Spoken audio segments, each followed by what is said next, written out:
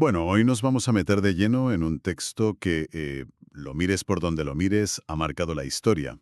El Evangelio de Lucas. Exacto.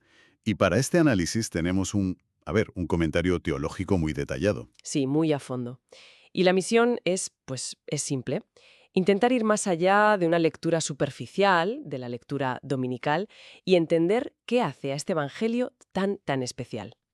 Me gusta esa idea. Es como entrar en el taller de un maestro para ver cómo construyó su obra, ¿no? Totalmente. Y es que esa analogía del taller es perfecta, porque Lucas no es un simple recopilador de historias, ¿eh? No, para nada. Es un historiador de primera, casi te diría que con una sensibilidad moderna, y un teólogo con una visión clarísima. Claro. Y aquí hay algo fundamental. Hay que entender que su proyecto es una obra en dos volúmenes. El Evangelio y los Hechos de los Apóstoles. Justo. No se pueden entender por separado, forman una sola gran historia. Y el hilo conductor de esa historia es la idea de un Salvador universal. Un mensaje que desde la primera línea está diseñado para derribar muros. Pues, si te parece, empecemos por esa primera línea. El libro se dirige a un tal Teófilo, Sí, que, a ver, el nombre suena muy simbólico, ¿no? Amigo de Dios. sí, parece una alegoría. Pero todo apunta a que era una persona de carne y hueso. Totalmente. Una persona real. Todo apunta a que era un gentil, probablemente griego o romano, y con una posición social muy elevada. ¿Y eso cómo se sabe? Pues por el tratamiento. Lucas se dirige a él como excelentísimo Teófilo. Y ese término, excelentísimo, en el mundo romano se reservaba para altos funcionarios, para gobernadores. Ostras, claro. Eso ya nos da una pista enorme. Nos dice que el cristianismo primitivo no era solo un movimiento de las clases bajas. ¿Qué va? Desde el principio estaba llegando a los círculos de poder, a la gente influyente del imperio. O sea que el propio destinatario ya nos está contando la mitad de la historia. Exacto. No es un mensaje de nicho para un grupo cerrado, sino que quiere dialogar con la cultura dominante, la grecorromana. Y hay un detalle que he leído que me parece alucinante, de un texto posterior. A ver. Las recogniciones clementinas del siglo II que sugieren que este Teófilo podría haber cedido el pórtico de su propia casa en Antioquía para que se reuniera allí la iglesia. Esa imagen es potentísima. Y aunque sea una tradición y no se pueda confirmar al 100%, encaja perfectamente. Claro, Nos presenta a un Teófilo que no es solo un mecenas o un lector curioso, es una pieza central de la comunidad cristiana en una de las ciudades más importantes del imperio. alguien que arriesga su estatus, su propiedad, por esta nueva fe. Justo. Y eso refuerza la idea de que Lucas escribe para gente que se toma esto muy en serio, que necesita un relato bien fundamentado. Como dice el propio Lucas, para que conozcas bien la verdad. Claro, le está dando un fundamento sólido, casi notarial. Y esa apertura a un gentil de alto estatus nos lleva directos a lo que mencionabas antes, al universalismo. Ahí está. Aquí es donde Lucas se desmarca por completo de otros relatos, ¿verdad? Totalmente. Piensa, por ejemplo, en el Evangelio de Mateo. Que está escrito para una audiencia judía. Clarísimamente. Su genealogía de Jesús se remonta hasta Abraham, el padre del pueblo de Israel. El mensaje es, este es nuestro Mesías. Pero Lucas hace algo radicalmente distinto. ¿Radical? Va mucho más allá. Lleva la genealogía no hasta Abraham, sino hasta Adán. Exacto. Y al hacer eso está diciendo algo que para la época era explosivo. Desde luego. Que este no es solo el salvador de los judíos, es el salvador de toda la humanidad. Es una declaración de intenciones en toda regla. Y no se queda ahí, en la genealogía. Esa idea impregna todo el Evangelio. Lucas es el que más y mejor habla de los samaritanos, que eran los marginados por excelencia, los herejes para el judaísmo oficial. Justo. Y pone como ejemplos de fe a gentiles como la viuda de Sarepta o Naamán el sirio. Y constantemente ves a Jesús interactuando con gente de los márgenes. Pobres, leprosos, mujeres. Y los odiados recaudadores de impuestos. Es un patrón. Es que, si lo piensas, muchas de las parábolas más famosas, las que forman parte de nuestro imaginario cultural, solo están en Lucas. El hijo pródigo, el buen samaritano. Y personajes como Zaqueo subido al árbol o el ladrón que es perdonado en la misma cruz no son anécdotas sueltas, ¿verdad? Es un patrón muy claro. Es un patrón totalmente deliberado. Lucas está tejiendo un tapiz. Y los hilos principales de ese tapiz son la misericordia y la inclusión.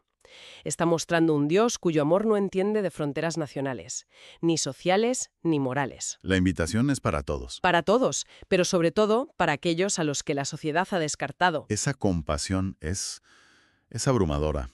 Y una misión así, tan enfocada en los que sufren, debe de ser agotadora.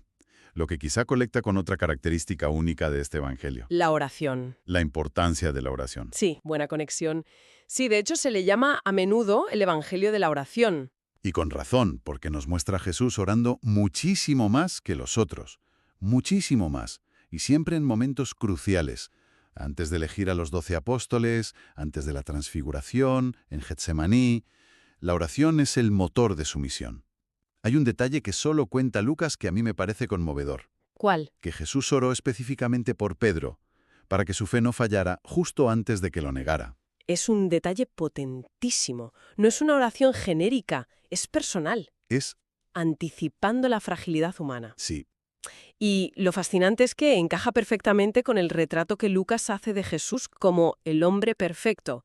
Desde su perspectiva, una vida humana ideal, plena, es una vida en comunicación constante con Dios. la oración no es un ritual, No es un extra, es la respiración del alma. es la esencia de una humanidad perfecta. Hablando de cosas únicas de Lucas, casi todo lo que sabemos de los relatos de la infancia, lo que llamamos Navidad, viene de él. Casi todo, sí. Y no empieza con Jesús, sino con el anuncio del nacimiento de Juan el Bautista a sus padres, Zacarías e Isabel. Y a veces pasamos por alto el drama humano que hay ahí. Un drama tremendo. En esa cultura la esterilidad no era una simple tristeza personal. Era una vergüenza pública. Totalmente. Se interpretaba como una señal de que no contabas con el favor de Dios. El texto llega a citar el grito desesperado de Raquel en el Génesis, «Dame hijos o moriré». Madre mía. Ese era el nivel de angustia. Y Lucas, que conoce muy bien las Escrituras, sitúa esta historia dentro de un patrón muy reconocible, el de los nacimientos milagrosos de figuras clave como Isaac, Samson o Samuel. Claro, está conectando la historia con los grandes momentos de la historia de Israel. Exacto. Está diciendo, atención, que algo igual de importante está a punto de pasar aquí. El mensaje teológico es potentísimo, se resume en una frase. La extrema incapacidad del hombre es la oportunidad de Dios. Justo cuando todo parece humanamente imposible, Un sacerdote anciano, una mujer estéril, ahí es donde Dios interviene de forma espectacular. y el contraste en las reacciones es brutal. Por un lado, Zacarías, sacerdote, profesional de la fe, en el templo, en el lugar más sagrado. Y su respuesta es la duda. La duda. Se enfoca en el obstáculo. Yo soy viejo y mi mujer de edad avanzada. Es la reacción lógica, la humana. Y por otro lado tienes a María, Un adolescente de una aldea perdida, sin estatus, que recibe un anuncio todavía más inverosímil. Y su respuesta no es la duda, sino la sumisión. Pero ojo, no una sumisión pasiva, es una fe valiente y arriesgada. claro, porque no podemos olvidar lo que se jugaba a ella. Para nada. Estaba desposada, que legalmente era casi como un matrimonio. Un embarazo en esa situación se consideraba adulterio, Y la pena era la lapidación. la muerte. Su sí es un acto de una confianza y una valentía extraordinarias. Precisamente.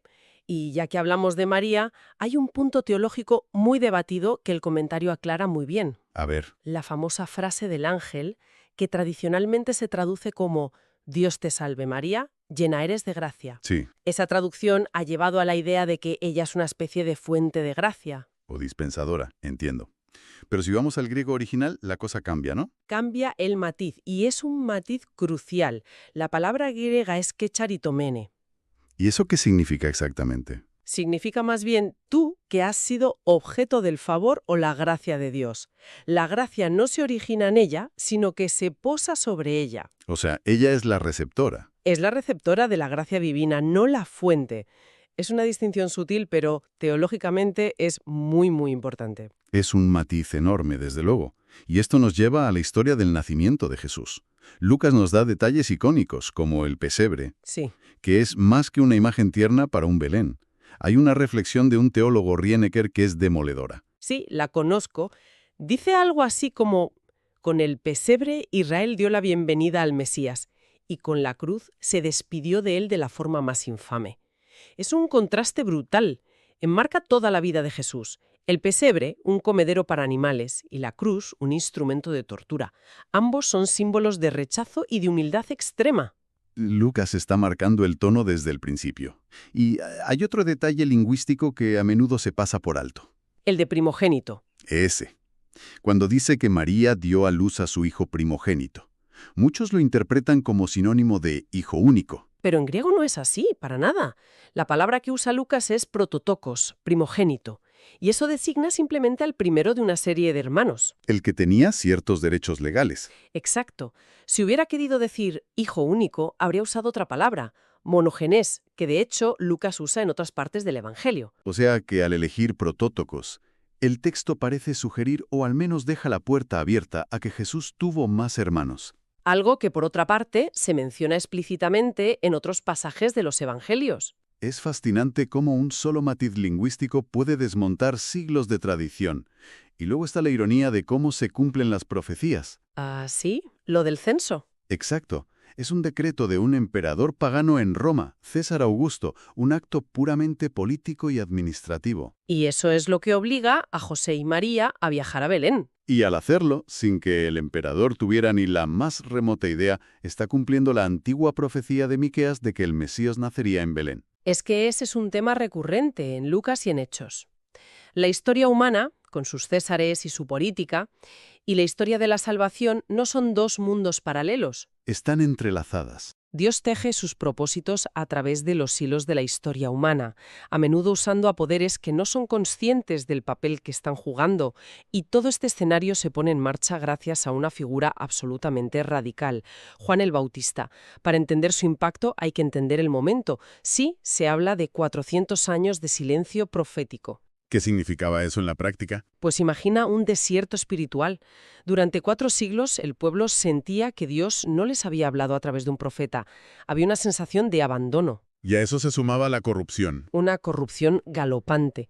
Políticamente estaban bajo la bota de Roma y religiosamente el templo de Jerusalén estaba controlado por una élite que muchos veían como corrupta e hipócrita. Y en medio de ese panorama desolador, aparece este tipo en el desierto, vestido con pieles, comiendo langostas. Su mensaje central es el arrepentimiento. Sí, Pero, ¿qué significa arrepentimiento para él?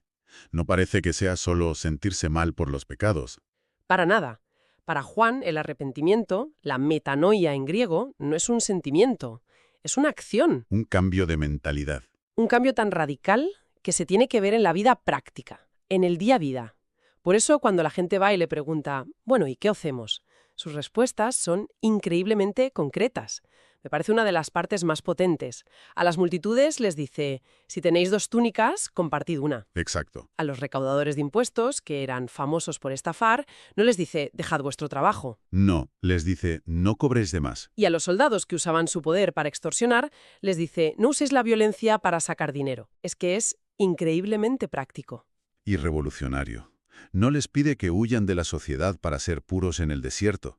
Les exige que transformen la sociedad desde dentro. En su propio metro cuadrado, en su profesión. Justo. Y aquí se contrapone lo que podríamos llamar un evangelio de adhesión. O sea, apuntarse a algo para recibir bendiciones sin que cambie nada en tu vida. Frente a un evangelio de conversión. Exacto.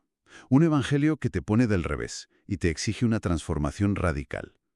El mensaje de Juan es sin duda el segundo. Entonces, después de este recorrido, ¿con qué nos quedamos? Está claro que Lucas no es una simple biografía.